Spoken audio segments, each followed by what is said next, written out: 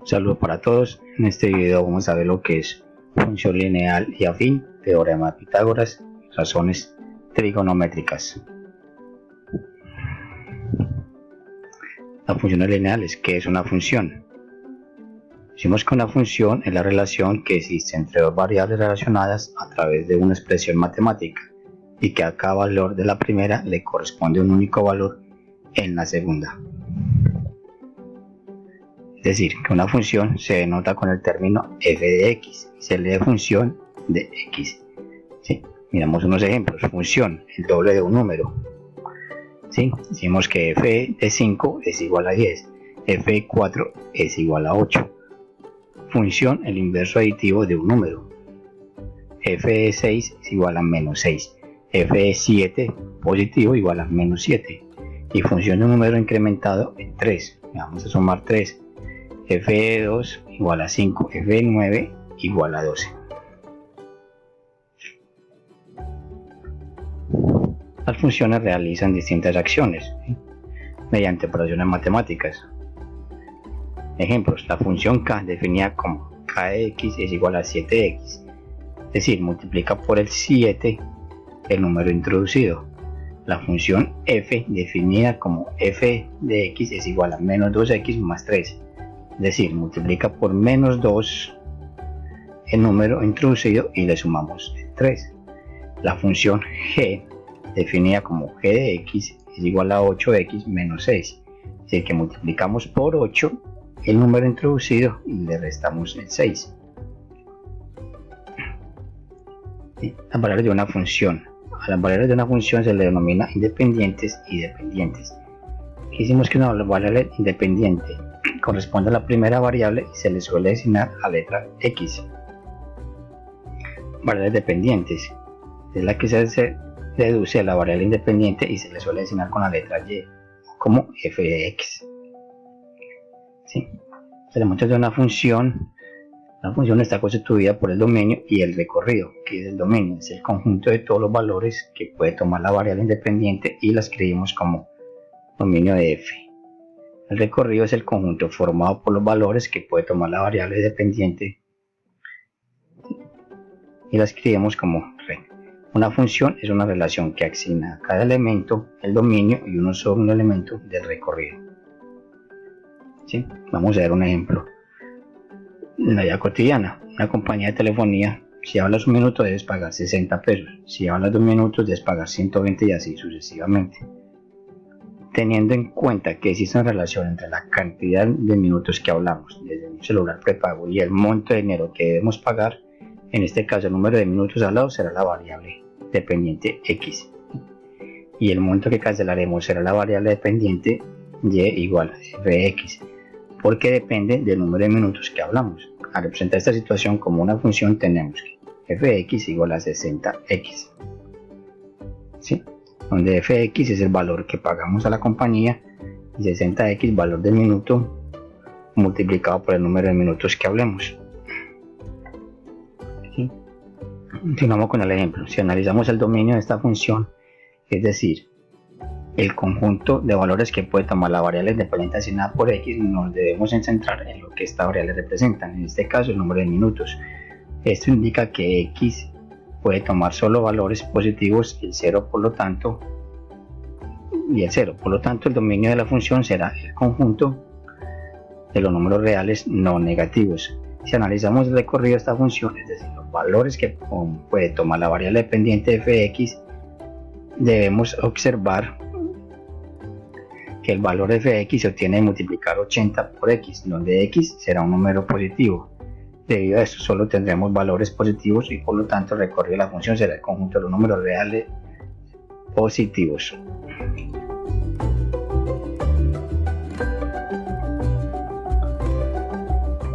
Función lineal. La forma algebraica de la función lineal puede representarse de la siguiente manera: f de x igual a mx, donde m es un número real distinto a 0.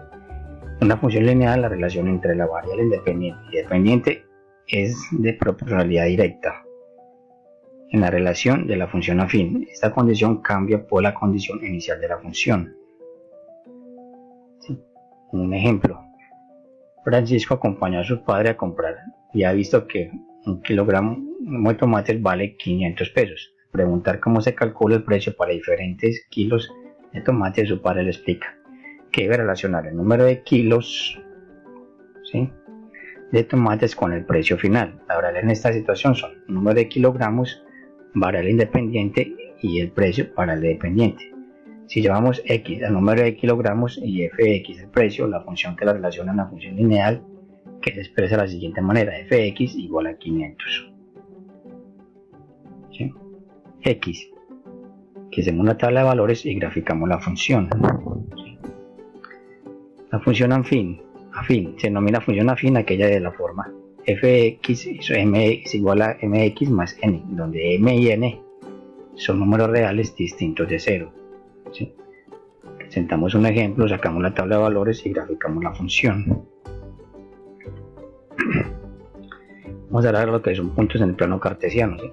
Un punto en el plano cartesiano P que contiene x, y, se dice que tiene coordenadas en el eje x, que vemos acá, el eje de las abscisas, y en el eje y, el eje de las ordenadas.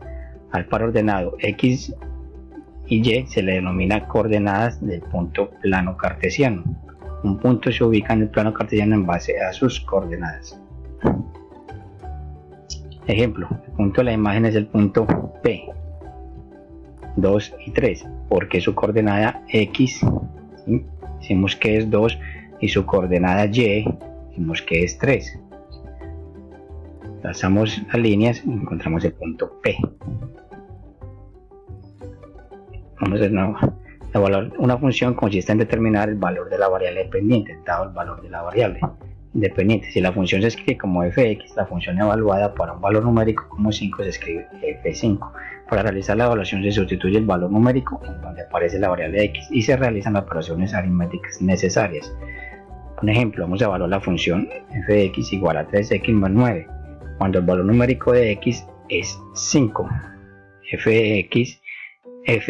de 5 es igual a 3 por 5 más 9. ¿Sí? F de 5 es igual a 15 más 9. Así que f de 5 es igual a 15 más 9 igual a 24. Y continuamos con los ejemplos. Ahora vamos a ver lo que es una tabulación de valores de una función. Para realizar una tabla de valores de una función debemos elegir un conjunto de valores de la variable independiente y evaluar la función en cada uno de sus valores. Esta tabla nos ayudará a organizar datos y a graficar, pues con ellos obtendremos los puntos que debemos ubicar en el plano cartesiano para realizar la gráfica de la función.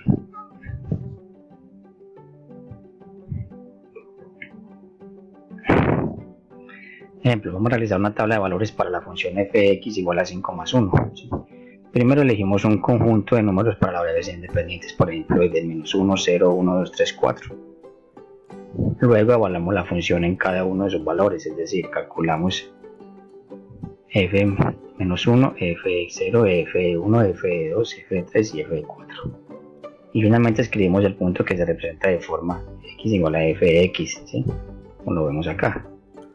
Podemos decir que el menos 1, f de menos 1 es igual a 5 por paréntesis menos 1 más 1 igual a menos 5 más 1 igual a menos 4, fx igual a menos 4, ¿sí?, y así sucesivamente.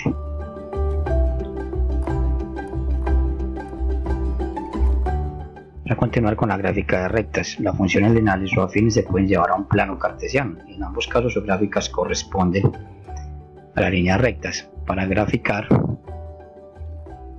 una recta realizaremos los siguientes pasos: completar una tabla resumida la función, ubicar en el plano cartesiano los pares ordenados de la función, unir los puntos que se graficaron a través de una línea recta. Sí, vamos a graficar en la recta y igual a 5x más 3. Completamos una tabla de función, como lo vimos anteriormente, menos 3, menos 2, menos 1, x, 0, 1 y 2. ¿Sí? Ubicamos los puntos obtenidos en el plano cartesiano y luego trazamos la recta que pasa por los puntos. Vamos a ver ahora qué es teorema de Pitágoras.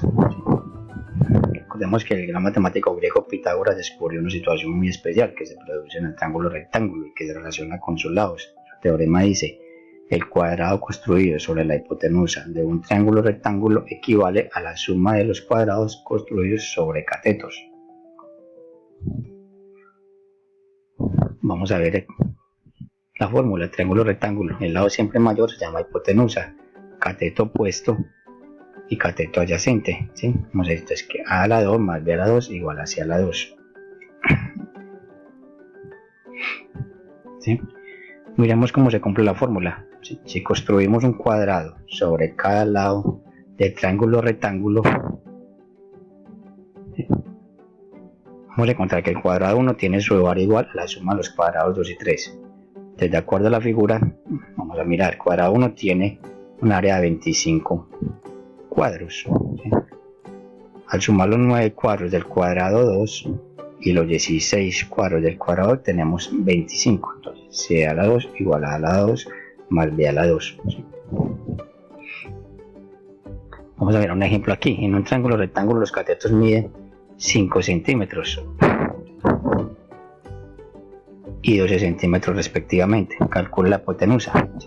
Entonces vamos a decir que hipotenusa igual a la 2 igual a la 2 más b a la 2 se tiene. ¿Sí? Hipotenusa a la 2 igual a cateto 5 a la 2 más el otro cateto 12 a la 2 igual a 25 más 1, 144. ¿Sí? Vamos a sacar raíz cuadrada de 169. Decimos que la hipotenusa mide 13 centímetros. ¿Sí? Vamos a hallar en esta el valor de uno de los catetos. ¿Sí? En un triángulo rectángulo un cateto mide 6 centímetros y la hipotenusa mide 10 centímetros. Calcula el valor del otro cateto. ¿Sí? Como sabemos que c a la 2 es igual a la 2 más b a la 2 se tiene. Entonces, ¿qué necesitamos averiguar? El valor de este cateto. Entonces, a a la 2, cateto a la 2 igual a c a la 2 menos b a la 2. Entonces vamos a tener que cateto a la 2 igual a 10, ¿sí? Que mide la hipotenusa a la 2 menos 6, el valor del otro cateto que es igual a 100. 100 menos 36 pues igual a 64, sacamos raíz cuadrada igual a 8. Vamos a continuar con el teorema de Pitágoras con un ejemplo. Vamos a decir que al atardecer un árbol proyecta una sombra de 2,5 metros de longitud. ¿Sí? Si la distancia es desde la parte más alta del árbol al extremo más alejado de la sombra es de 4 metros, ¿cuál es la altura del árbol? Entonces tenemos un triángulo rectángulo, ¿sí? De modo que su base B es la sombra del árbol, que mide 2,5. ¿Sí? Su altura A es la altura del árbol. ¿Sí? Y su hipotenusa, la H, es la distancia del árbol al extremo de la sombra, que es de 4 metros. Vamos a hacer la operación de acuerdo al teorema de Pitágoras para calcular su altura. ¿Sí? Como lo vemos aquí, decimos que hipotenusa a la 2 igual al cateto a la 2 más el otro cateto más cateto b a la 2 es 4 a la 2 igual a la 2 más 2,5 a la 2. Hacemos la operación. ¿Sí? Y vamos a definir que la altura del árbol es de aproximadamente 3,12 metros. ¿Sí? Ahora vamos a ver lo que son las razones trigonométricas, los ángulos. Conjunto de puntos determinados por dos semirrectas que tienen el mismo punto de partida se denomina ángulo de grado. El grado es una unidad media de los ángulos. El ángulo de posición normal que se obtiene con una revolución completa en sentido contrario al de las manecillas del reloj mide 360 grados y se escribe así 360. Aquí vemos los ángulos se clasifican según su magnitud, según su característica y según su posición. ¿Sí? Según su magnitud vemos diferentes clases de ángulos: nulos, convexos, agudos, rectos, obtusos, llanos, ángulos cóncavos y ángulos de una vuelta. ¿Sí? También vemos los ángulos que se clasifican según sus características: ángulos complementarios, ángulos suplementarios, ángulos consecutivos, ángulos adyacentes y ángulos opuestos por el vértice. ¿Sí? Vamos a ver las diferentes funciones trigonométricas después de haber definido que el cateto opuesto, cateto adyacente y hipotenusa. ¿Sí? Si es un ángulo agudo cualquiera podemos considerar un triángulo rectángulo, como es la figura, su lado se define. ¿Sí? Y las relaciones trigonométricas las tenemos aquí: seno, tangente, con tangente, secante y con secante. Las diferentes fórmulas de cada relación con sus ejemplos. Muchas gracias.